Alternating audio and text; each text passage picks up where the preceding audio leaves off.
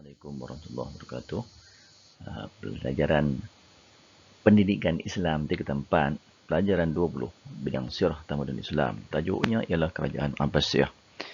Muka surat 171. Baik, sebelum kita mulakan pembelajaran kita, kita perlu lihat dulu objektif pelajaran. Apa yang pelajar perlu dapat. Ada 5 perkara. Sejarah kerajaan, khalifah yang terkenal, faktor gemilang, merosot dan iktibar daripada pemerintahan tersebut. Yang ini pula secara ringkas, wilayah kekuasaan Kerajaan Abbasiyah. Yang berwarna merah ini adalah wilayah kekuasaan. Baik, dan yang bulat merah ini Baghdad, ibu negeri, pusat pemerintahan. Itu di Baghdad. Kita dapat lihat berada di tengah-tengah laluan. Yang ini adalah sejarah Kerajaan Abbasiyah. Bermula pada asal penubuhan, nama asal-asalnya, asal daripada Abbas bin Abdul Muttalib, diasaskan oleh Abu Al-Abbas Abdullah bin Muhammad bin Ali As-Saffah. Bila tempoh masa pemerintahan dia selama 524 tahun. Ini tarikh bermula. Keluasan wilayah Asia, Afrika dan Eropah. Jumlah khalifah 32 orang. Siapakah khalifah yang terkenal? Ada 4 orang. Okey, kemudian yang ketujuh, khalifah yang pertama, khalifah yang terakhir dan pusat pemerintahan di Baghdad, iaitu di Iraq. Ini 4 orang khalifah yang terkenal. Kita lihat yang pertama sini, yang kedua sini, ketiga, yang keempat. Baik, pengasas khalifah yang pertama Abu Abbas Abdullah bin Muhammad Ali As-Saffah. Pengasas, dia merintah selama 4 tahun 9 bulan. Khalifah pertama. Kemudian dihadapi Syiah dan Khawarij sebagai pemberontak dalam negara dan termasuk serangan luar.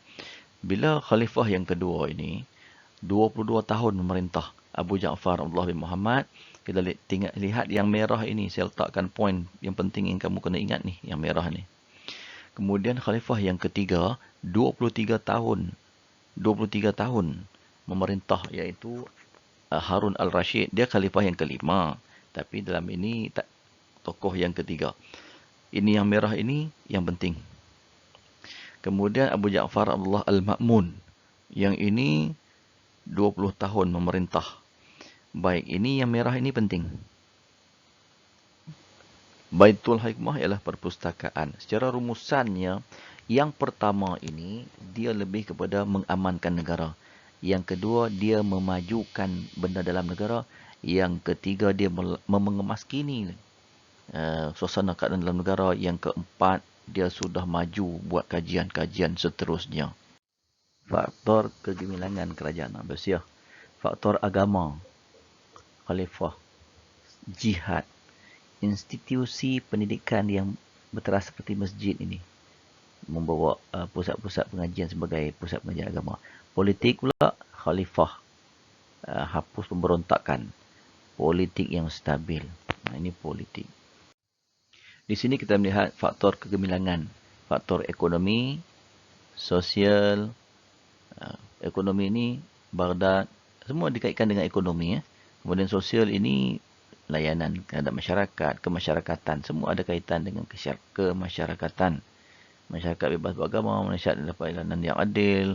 Orang bukan Islam boleh memegang jawatan dalam kerajaan seperti Perdana Menteri. Yang itu masyarakat.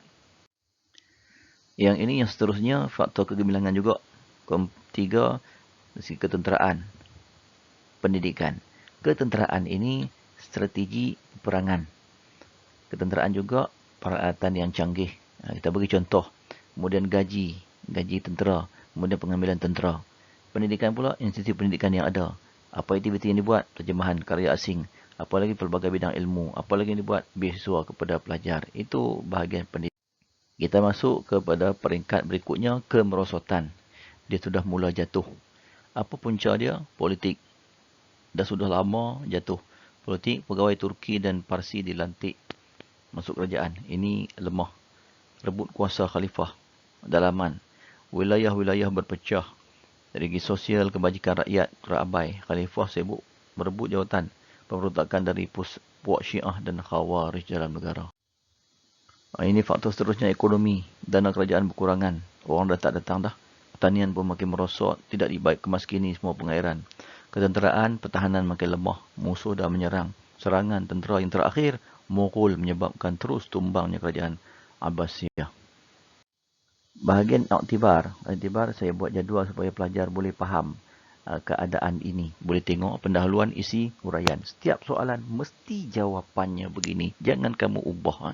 Mesti ada pendahuluan, pemilihan isi dan huraian. Maka berakhirlah pembintangan ini. Sekian, terima kasih.